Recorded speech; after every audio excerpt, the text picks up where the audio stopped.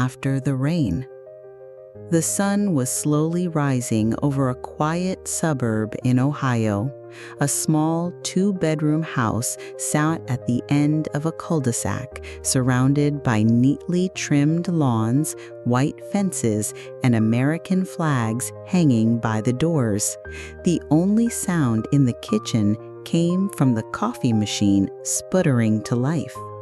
Alex sat at the table with a mug of strong black coffee, staring out the window. The view was familiar. An old school bus passed by. Mrs. Harper was walking her Labrador down the sidewalk, but everything inside him had changed. His life had just turned a corner, and he wasn't sure if he could bring it back. He had just returned from 3 months working construction in Florida. He promised himself this would be the last time.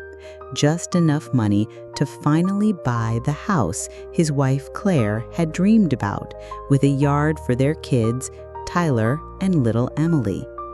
"Dad!" Tyler burst into the kitchen wearing Spider-Man pajamas. Alex smiled, knelt down, and hugged him tight. "Hey, champ, how are you?" "Good. Why didn't you tell me you were coming?" "I wanted to surprise you." Claire entered the kitchen wearing leggings and a tank top. She looked tired, even though her eyes tried to smile. In her hand was a Starbucks latte. "Hey," she said, without meeting his gaze. "Hey," he replied. "I'm home for a few days, then maybe one last job in Texas?" She nodded and sipped her coffee. Silence filled the room like fog. A few months ago, everything seemed fine. Daily video calls. He showed her his trailer, joked about the guys he worked with, promised just a little longer and we'll move into our new place. She listened, sometimes smiled, sometimes didn't. One night, during a FaceTime call, Alex noticed something unusual. "Nice flowers on the table. Who brought them?" "I did. Just wanted to brighten up the place." She turned away from the camera. He said nothing, but inside, something shifted. The calls grew shorter, emptier. Tyler appeared on screen less and less, and when Alex brought up buying a lot near Columbus, her response was lukewarm. "Maybe we need to talk," she said one Friday evening. "What's wrong?" "I don't know if we're on the same page anymore. We're living like roommates. I'm tired of being a single mom." "I'm doing this for us, Claire. I'm trying." "But I'm already gone. I want a divorce." He sat in his trailer, a plastic fork in hand. In front of him, a cold Chick-fil-A meal. He couldn't find the words. "Okay," he finally said, "if that's what you want." But he didn't give up right away. In the weeks that followed, Alex tried to save the marriage. He sent long messages, called, sent gifts to the kids, suggested a weekend getaway, just the 4 of them. "I don't want to lose us, Claire. We can fix this. I'll stay. For good." "Alex," she sighed, "it's not about effort. It's just, I'm not there anymore. My heart isn't with you. I'm sorry." "Is there someone else?" he asked quietly. She paused, then looked straight into the camera. Yes, it was a bullet to the chest, and the divorce wasn't even finalized yet. He soon learned she was already living with the other man. The new guy came to the house, played with Tyler, held Emily in his arms, and that broke Alex in ways he couldn't explain. The divorce dragged on for months. Lawyers, custody debates. In the end, he left Emily with her mother.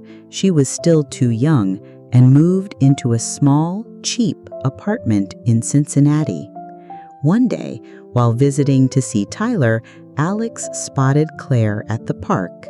She was with the same man, tall, athletic, a perfect white smile, picnic basket in hand. Tyler was laughing and running around.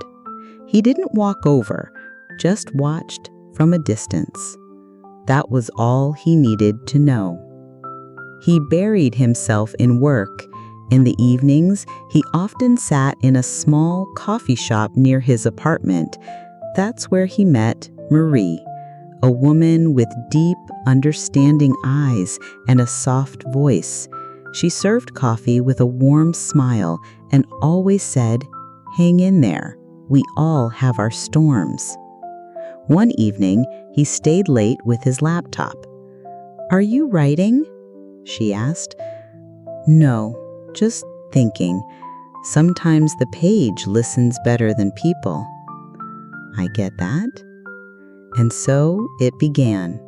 Conversations, late-night chats, walks by the river, no expectations. Just two tired souls finding quiet in each other. Marie had a son and a broken marriage behind her. They understood without needing to explain. "You don't have to be strong around me. You can just be." 2 years later, they bought a small house near Cleveland. A yard, a grill on the back porch, a painted bicycle for Emily, who now spent her summers with her dad. Tyler visited often too. One evening, Alex sat on the porch with a cup of tea. Marie stepped out with a blanket and sat beside him. "Thinking about her?" she asked gently. "Sometimes, but it doesn't hurt anymore. I'm thankful it happened. Otherwise, I wouldn't have found you." She rested her head on his shoulder. "And I'm thankful you ordered that double espresso on a rainy night." Sometimes the hardest storms bring the warmest springs, and from broken pieces, something real can grow. The end.